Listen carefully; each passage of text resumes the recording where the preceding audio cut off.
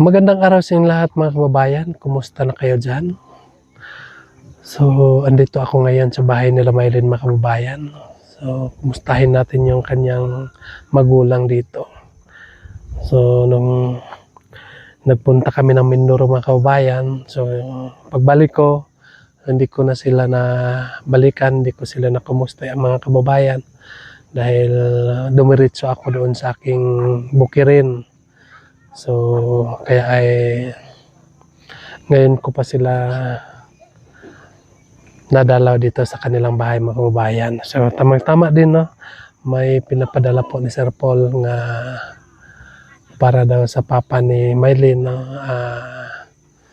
Maraming salamat po sa nagbigay. So, galing po kay Tita Malo Rempilyuko. Maraming salamat po sa iyo sa nagpapadala sa papa ni Maylin, no? Nagpadala siya ng 2,000 kay Sir Paul. So inatusan naman po ako ni Sir Paul mga kababayan nga ibigay dito sa kanila dahil po ay si Sir Paul ngayon ay nasa biyahe pa po mga kababayan, no? Pauwi sila galing ng Cagayan sa paghanap po kay Ninita mga kababayan. So doon na lang sila natulog. So, meron na rin silang pinuntahan doon kasi okasyon na naman po nga andoon sila sa Cagayan. No? So, sa lahat po nga nagtatanong po mga kababayan tungkol kay Ninita. So, andito na si Ninita mga kababayan. Nakabalik na po si Ninita dito. Buti ay wala namang masamang nangyari. So, sana po ay hindi na yan gawin ni Ninita ulit, no? Dahil maraming mga tao nga madadamay kapag ulitin niya, no? Dahil hindi rin pwede nga hindi kami kumilos yung PB team tulad ni Sir Paul dahil po ay hindi rin niya kaya nga talikuran ang pamilya ni nanay, no? So kaya ay nagpapasalamat din ako nga kahit may biyahe, kahit may lakad sa Sir Paul mga kababayan, pero nagpunta pa rin siya dito sa kay Nanay Lorna para masamahan si Nanay Lorna at matulungan nga mahanap si Ninita. So para sa akin ay sobrang saya ko po sa ginagawa po ni Sir Paul kay Nanay Lorna. So, dito muna tayo.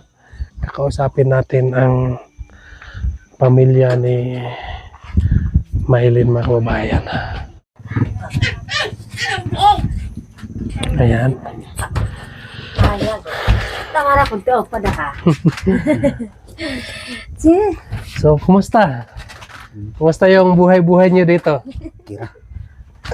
Ayos lang. Nandito ako kahapon pero wala kayo. Nasaan kayo kahapon? Iya po ma. Ano kayo? Para po ang kasi. Nagtanim kayo ng kamote. So, nandito ako kagabi, kahapon. So, mabuti na nakita na natin si Ninita, nakita na. Koy duwag daw mara imbis. So, okay na, nandoon na sa bahay si Ninita.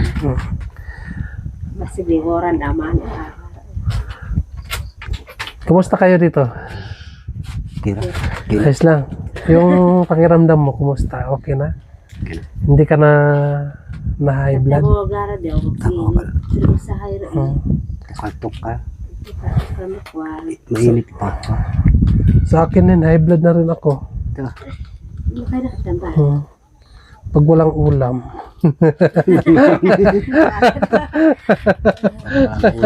Pag walang ulam, high blood. Bakit parang kayo lang? Nasaan yung mga mo dito? Mga bata? Trabaho si Juan Majil. Naghanap buhay. Si Angelo? Hindi ba naman si? Nandito lang. At yung mga anak niya nga maliliit pa. Kasi parang ngayon pa ako nakapunta dito nga tahimik yung bahay niyo. Dahil nung nagpunta ako dito ay grabe no, grabe ingay. Ingay itong bahay no. So anong mga tanim niyo ngayon? Ginagmay. Mga tulad ng Kamuti blanco. naggulayan kayo? Ginagmay. Pero may trabaho ka pa dyan, di ba? Kanto-kanto ra. Mm. Kung kaya kung Aldo. Ano lang? Undang-undang as ini. Mayam. Undang mo pa diyan. Pero managsara di ba buwas ini. Baka huwag magtrabaho sa may sakit din. Oo. So, at least may trabaho, no? So, anong nagpunta kami ng Mindoro ay dumaan pa kami doon kay Maylin. So, hindi makauli si Maylin dito dahil yun naman ang usapan, di ba? Hindi pa makauli si Maylin, no? So, ayos lang ba sa inyo nga si Maylin ay hindi pa makauli ngayon? Okay naman sa ako. Hindi makaulit din. Di ba? Yun naman ang usapan, di ba? Oo. So, konting tiis na lang yun. Gamay na lang ang kulang. Anong grade ni Maylin ngayon? Grade 9. Eh, Grade 10 kung to. Grade 10. Grade 10 pa si Maylin. Oo. Kaya ba na andun? Grade 10, grade 11, grade 12. May mga 6 na taon. Mga katuid si Mayin. Kuan, 20 na. Katuid. So, may mga 6 na taon, makahuman na siya sa college. So, napamay ko ang grade 10 pa man siya. Sunod pasukan, grade 11. Dili naman siguro. Anak ba? Bahay maman. Oo. Kung ano yung Darantid si Kade no 20. 18, 20.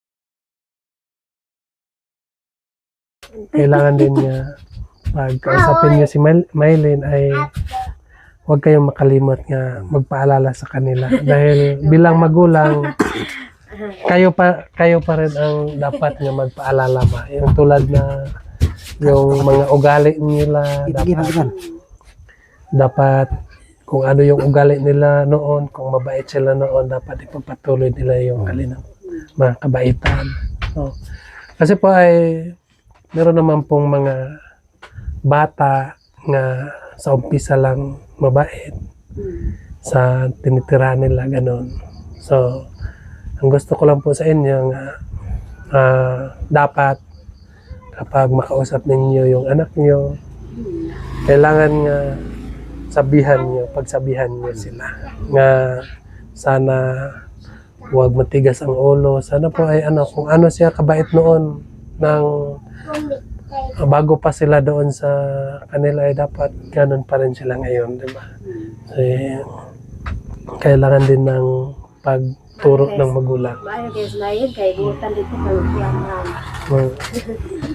So, kahit alam natin nga mabait po yung bata, bilang magulang ay nasa atin yung pagturo sa mga anak natin, no? So, ayos naman po sila doon, pero kailangan din sa magulang dili makalimot. Diba sa atin, yung mga magulang natin, bago matulog yung magulang natin ay kailangan nga pabaunan muna tayo sa maananoy nga pulong, di ba? Mga istorya doon nga ito yung gagawin nga maganda, gano'n. Pag may mga bisita, dapat gano'n, masikaso ka, gano'n. Diba, yun ang sinabi ng mga magulang natin. No? So, tulad ngayon ay kailangan din natin nga iano sa mga anak natin. Na kapag ano sila noon, kapag mabait sila noon sa kanilang tiniturahan, dapat hindi nila paguhin ngayon. No? Ganun lang. Pasensya na kayo dahil ngayon pa ako nakabalik dito sa inyo. No? Parang 2 buwan nang hindi tayo nagkita. Magkakapit bahay lang tayo pero Kala pa siya. hindi na tayo nagka-istorya. No? Nabisi lang din po ako. No? Nung may time na nagpunta ako dito pero walang tao. No? So, kaya ay wala, hindi ako nakapunta dito sa inyo. No? So, ang masabi ko lang po sa inyo nga tiis-tiisin niyo lang ang kamis niya sa anak niya. No? No? Kung gusto ninyo makatapos yung anak niyo ay marunong kayo magtiis. No? Magulat. No? Sa kayo makapagsuslayin. Yes. Kasi pag makatapos na yan, so wala nang problema. Tulad ngayon sa... kasi tulad ngayon kapag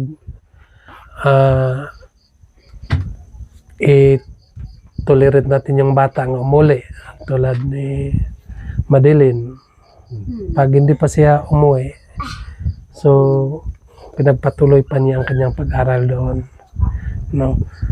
So, Sayang. humot kasi ang bango kapag ang mga dalaga natin ay makapunta doon sa syudad, no? Pagpunta dito sa atin, umuwi dito yung dalaga natin. So, siyempre, mabango. So, maraming mga lalaking yung papurma-purma, ganon. Di ba? So, tulad ni Mylene, yung umuwi siya dito. Di ba? So, may nakagusto din kay Mylene dahil kahit sino pa dahil maganda si Mylene, no? Pero, yun ang sinabi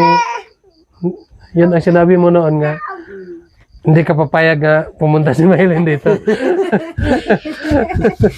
So, Panay-panoy.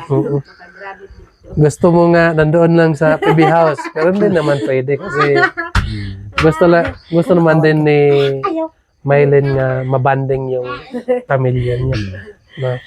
So, kahit napunta kami doon, pero kailangan pa rin Mylene nga punta dito sa Kenya kasi mas maganda kasi yung dito talaga sa bahay. Paniguron to nga nag-graduate. Ang tuition ka kami ngaw. Mahirap. Yes. So, okay naman sila doon. Ayos naman po. Magalang naman po din sila doon. Okay naman si Mayin dito kay. Ano kung tabato na? No. Dakon. Kay buta man si Mayin dito. Yung ko nga Mayin pag dito kang Binutan kay. binutan ka kay basig. Listo na pagka. Uwas pangandam kay Mandaw. Kondino niya. Ingka. Pagka binuang kay niya. Lig. Utig. Kanto magid ka to bakan so kay man hitabot kanto. Puding. Sabi, bakit hindi niyo binantayan yung anak niyo? Nga nandyan sa inyong pader. O poder, ganon. So, kaya ay, ang naisip niyo noon nga, hindi na lang papuntahin si Mylene dito. Sino kay diri sige ko ba man ilaha kay bisag dito Dondoy duman o katinoy. basig Kada magpupush. Pero iba naman yung mga ano ngayon bagong tubo. Mas maganda pa yung mag-alaga tayo ng 1,000 pirasong baka kaysa isang tao. Kasi tayo yung binabantayan Pag pag nandyan pa tayo. Nandyan, may ginagawa pa tayo. Pagkatapos, wala na. Di ba? Parit. Ay makakain, kay man nag-upot ba Nagdepende na lang yan sa hindi ano. man rin mas maitan iya. Mm. Tapos kung mo pa rin stand din mo. So, Ano pakaay, palubag ka na. ano gusto din ni Sir Paul nga mag-aral ako. Sabi niya sa akin nga, gusto ka pa ba mag-eskwela? Sabi niya sa akin. Naisip ko kasi nga, matanda na ako eh. At mag-uumpisa pa lang ako, no? Kasi, so sabi ko sa kanya nga, hindi na lang ako mag-aral, sir. So, sabi niya sa akin noon, sige, kapag hindi ka na mag-aral, so, gawa ka na lang ng YouTube para matulungan ka namin. No? So, ito na, dahil tinulungan ako ni Sir Paul, so, naging vlogger na rin ako. No? Pero, iba yung pagtulong ni Sir Paul sa akin at saka nila ni Maylin. No? Yung pag-eskwela po ay panghabang buhay po yan. No?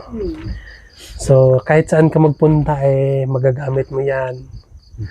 So, itong aking pagka-vlogger, no, may kinutuban lang po ito. Kung sakaling hindi na gusto yung mga subscriber ko, hindi na gusto sa akin ay wala na. No? Hindi ko na maipagpatuloy yung aking pagka-vlogger. No? So, hindi tulad nung mag-aral ka, makatapos ka, maging maestra ka. So, kahit saan ka magpunta ay dala-dala mo yan. No? Magagamit mo talaga. So, sa akin po ay may kinutuban nun po. So, ayun po lang po, no? Sa akin naman po ay nakikiusap po ako sa lahat nga nanonood, no? Sa aking YouTube po. Sana po huwag kayong magsawang magpanood sa aking YouTube. No? Para po ay may pagpatuloy ko ang aking mga kaganapan. No? So, kayo lang po ang nagbigay ng lakas para ako ay magpatuloy sa aking vlog. So, may nagpapadala dito. Inutusan ako ni Sir Paul nga ibigay sa iyo. No? So, papasalamatan ko lang po ang nagpapadala. Maraming salamat po kay Tita Malo Rimpilyuko. Nagpapadala po siya ng 2,000 para daw sa papa ni Maylin. No? So, andito na po yung pera mo, Tita. No? Galing po ito kay Tita Malo Rimpilyo. So, iabot ko na yung pera. So, ikaw na po yung bahala kung ano yung bilihin mo. At hindi mo na, alam mo na kung ano yung dapat bilihin. So, yan po ay hindi pwede ibili ng mga alak dahil kailangan mo yan nga ibili ng tulad ng bigas, no? Kasi yung alak ay hindi